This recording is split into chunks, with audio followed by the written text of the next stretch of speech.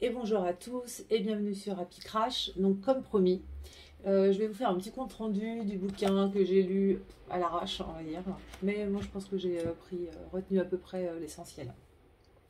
Sur l'introduction au rêve lucide. Donc la première chose qu'on a eu quelques discussions quand même sur Twitter, sur la définition du rêve lucide. Le rêve lucide, ce n'est pas le rêve éveillé, c'est pas le rêve en conscience, enfin je sais pas trop qu'on appelle ça. Moi je débarque hein, dans ce monde-là.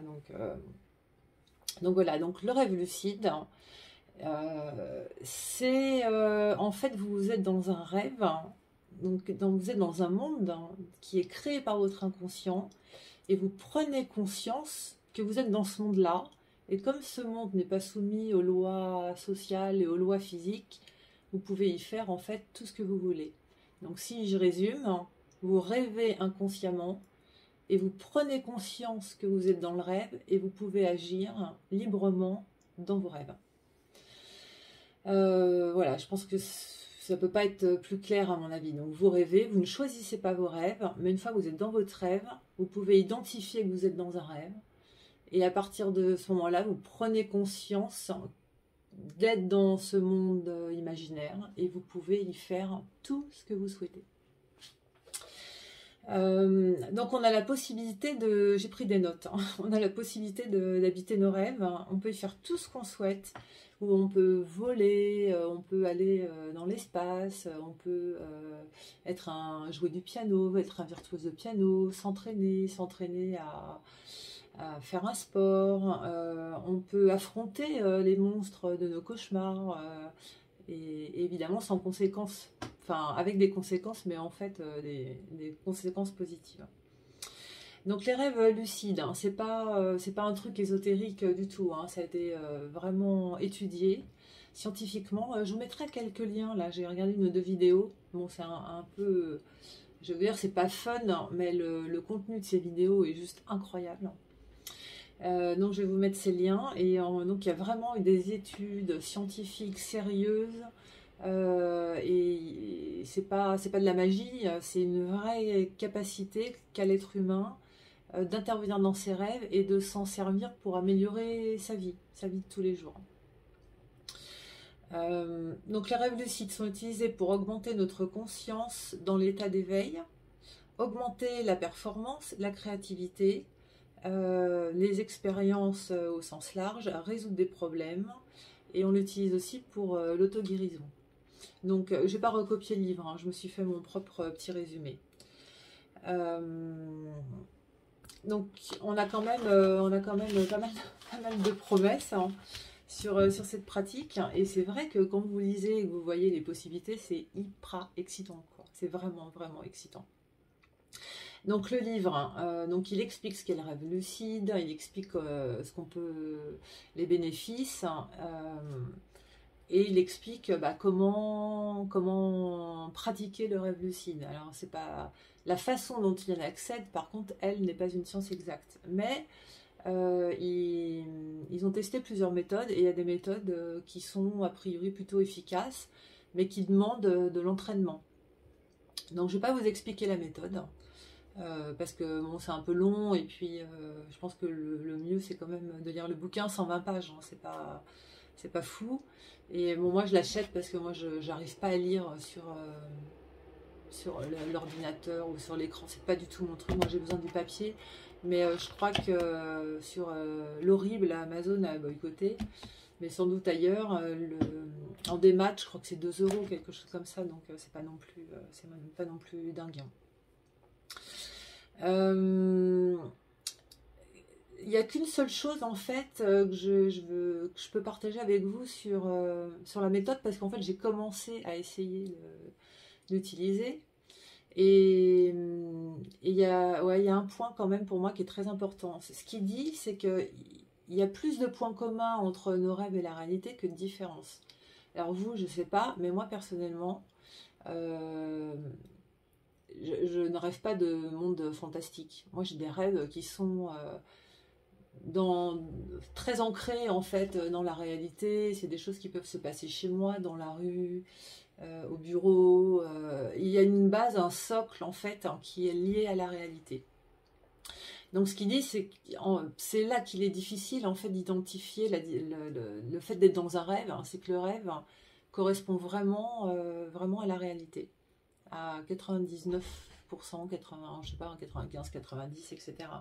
Donc la difficulté, c'est d'identifier les éléments, le petit truc qui va vous permettre de savoir que vous êtes dans un rêve et pas dans la réalité. Alors ça peut être vraiment des détails, hein, vous êtes dans la rue, etc. Et puis vous rendez compte dans votre rêve qu'il y a, je ne sais pas, qu'un bus touche pas exactement la route, est un peu en lévitation, mais c'est pas des choses hyper flagrantes. Donc moi, depuis que j'ai lu ce bouquin, je ne me souviens que d'un rêve. Alors moi, il faut savoir que je me souviens rarement, enfin rarement, pas très souvent de mes rêves, hein. Je me souviens d'un rêve peut-être par semaine, et je suis même pas sûre.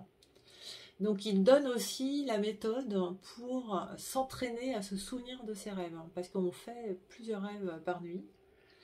Donc il donne la méthode aussi pour se souvenir de ses rêves. Et voilà, donc moi je commence à pratiquer ces exercices-là, depuis 2 jours, depuis samedi, un peu depuis vendredi, parce que j'avais vu une vidéo, donc j'avais commencé à capter 2-3 trucs à faire. Et alors, j'ai pas fait de rêve conscient, là, encore en 3 nuits. Je me suis souvenue d'un rêve, et effectivement, quand j'ai écrit mon rêve, réfléchi à mon rêve, j'ai essayé de refaire mon rêve, je n'ai rien trouvé dans mes souvenirs qui puisse me faire dire que j'étais dans un rêve, tellement tout était ancré dans la réalité, il n'y avait rien de bizarre. Alors, à y réfléchir, oui, il y a des choses bizarres dans la mesure où on est dans un endroit et d'un seul coup on se retrouve à un autre. On marche dans la rue, puis d'un seul coup on est assis dans un café. Vous voyez, il n'y a pas forcément la transition, mais c'est pas hyper flagrant, quoi. Donc, ce qu'il faut faire, c'est pratiquer la méthode pour se souvenir de ses rêves si c'est pas le cas. Quand on s'en rappelle, c'est essayer de s'en rappeler au maximum, de l'écrire, de s'enregistrer, de l'écouter, de lire et d'identifier, arriver à identifier ce qui va faire la différence entre votre rêve et la réalité. Ce qui fait qu'au fur et à mesure que vous allez rêver, dans votre propre rêve, vous allez inconsciemment identifier le truc anormal, hein, le truc qui n'est pas normalement soumis aux lois physiques. Et c'est là que vous allez prendre conscience que vous êtes dans un rêve et que vous allez pouvoir commencer à agir dedans. Alors ça paraît compliqué comme ça, mais en fait à lire et à commencer à y réfléchir, je pense que c'est faisable. Moi, je sens que ça peut venir. Alors, ça va pas le faire tout de suite. Mais bon, voilà, j'ai l'exemple de ce rêve. Et c'est marrant parce que ce rêve que j'ai travaillé à me remémorer, etc., là, il me suit depuis. Alors, c'est un truc à aucune importance. Enfin, je sais même pas pourquoi on peut rêver de ça. Enfin, mais il est devenu vraiment omniprésent, alors que jamais je me suis rappelé d'un rêve plus de 5 minutes le matin à la limite, quoi. Mais pas des jours et des jours, plus tard. Ma première nuit après avoir terminé le livre était un peu... Non, alors j'ai passé 2 nuits, en fait les 2 dernières nuits. La première... C'était un peu bizarre, j'ai passé une nuit... Alors, parce que ce qu'ils disent, hein, c'est que ce qui favorise la mémorisation des rêves, c'est de se réveiller la nuit. Donc, ils disent, buvez un peu de café, à la limite, pas suffisamment pour ne pas dormir, mais suffisamment pour avoir des petits réveils la nuit. Et à ce moment-là, vous allez vous souvenir de ce que vous venez de rêver à l'instant. Et vous le notez, vous trouvez un moyen mémotechnique de vous en rappeler le lendemain. Et en fait, j'ai bu du café, sauf que j'ai pas dormi la nuit. J'avais les yeux grands ouverts et je me disais, bon allez, je rêve, alors j'avais les yeux, je dis, allez, je vais m'endormir, je vais rêver et je vais prendre conscience que je rêve. J'essayais de m'auto-déterminer, mais non, ça n'a pas marché. En fait, j'ai passé une nuit de merde, hein, voilà, pour tout vous dire. Et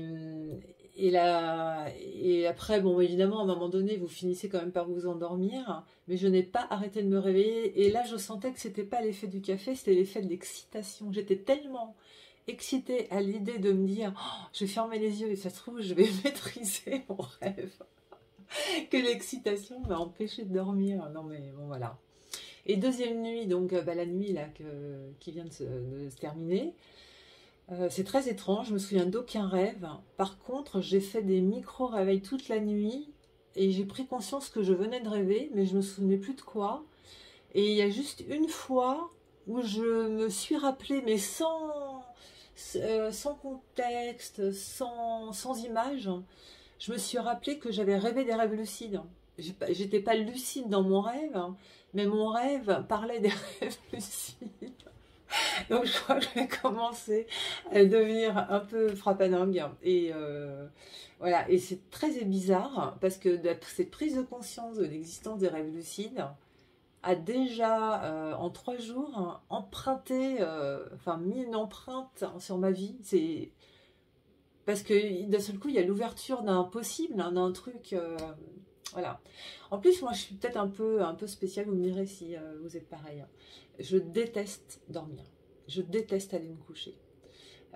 Pour moi, c'est la petite mort. J'ai l'impression que je perds mon temps, que je perds du temps de vie. Du coup, dès que j'ouvre un œil, en fait, je me lève, ça fait que je me lève très tôt. Et je me lève mais sans réveil, hein, et tous les jours, hein, même en vacances, tout le temps, quoi. Je me réveille globalement autour de 5h30. Et donc, du coup, je suis tellement crevée le soir, et puis moi, j'ai besoin de beaucoup de sommeil. Alors, ça, c'est. Voilà, donc, je suis obligée de me coucher hyper tôt le soir, hein, vers 9h30, 9h30, 10h. Et pour moi, c'est un crève-cœur, c'est horrible d'aller me coucher. D'ailleurs, souvent, j'attends de plus tenir, quoi.